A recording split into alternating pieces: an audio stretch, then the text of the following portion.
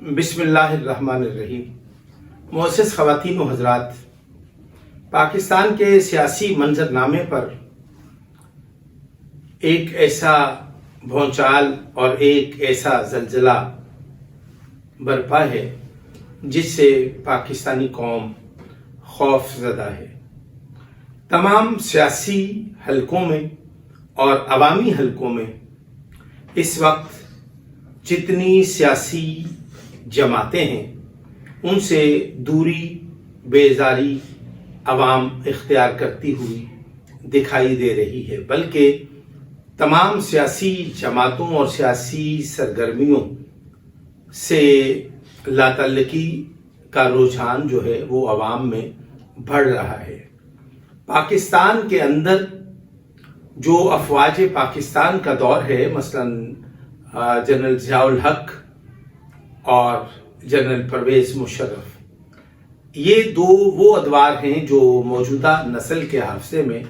محفوظ ہیں، اور بالخصوص میرے لیڈر، میرے محبوب قائد جنرل پرویز مشرف نے اپنے دور حکومت میں پاکستان کی خوشحالی،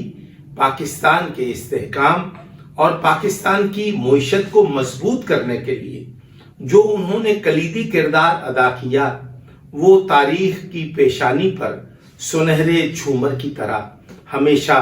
دمکتا رہے گا۔ جنرل پرویز مشرف نے پاکستان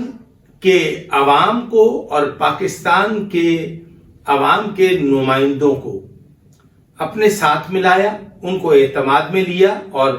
اقوام عالم میں پاکستان اور پاکستانی قوم کا سر فخر سے بلند کیا اور پاکستان کے قومی وقار میں اضافے کا سبب بنے۔ اس موقع پر میں صرف یہ کہوں گا کہ پاکستان کے عوام افواج پاکستان کے ساتھ جو محبت رکھتے ہیں اس کی مثال پیش کرنا محال ہے، کیونکہ پاکستان کا استحکام، پاکستان کی جغرافیائی سرحدوں کی محافظت پر معمول افواج پاکستان کے وہ جوان، وہ سپہ سالار، وہ افسران جو روز اس ملک کی سلامتی کے لیے اپنے لہو کا نذرانہ دے کر اور بے پناہ قربانیاں دے کر افواج پاکستان کا وقار بلند کر رہی ہیں، پاکستان کو محفوظ بنا رہی ہیں۔ زندہ قوم، زندہ لوگ افواج پاکستان اور اپنے مشاہیر، اپنے ہیروز کو کبھی بھی فراموش نہیں کرتے۔ یہی وجہ ہے کہ پاکستانی قوم افواج پاکستان کے کارہائے نمایاں کو خراج تحسین پیش کرتے ہوئے افواج پاکستان کے ساتھ کھڑی ہے۔ اس موقع پر میں صرف اور صرف یہ کہوں گا کہ 9 مئی کے واقعے کے پشت پناہ اور اس کے محرکین، مثلا عمران خان اور پاکستان تحریک انصاف کی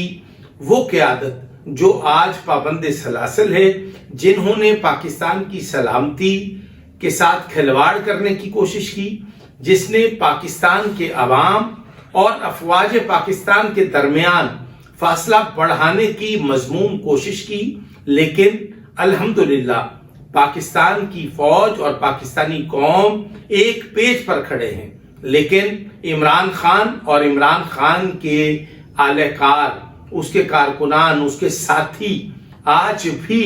وہ اپنے منطقی انجام سے قریب ہو رہے ہیں۔ میں موجودہ حکومت سے یہ مطالبہ کروں گا کہ وہ افواج پاکستان کے سپہ سالار، افواج پاکستان کی پالیسی اور افواج پاکستان کی حب الوطنی پر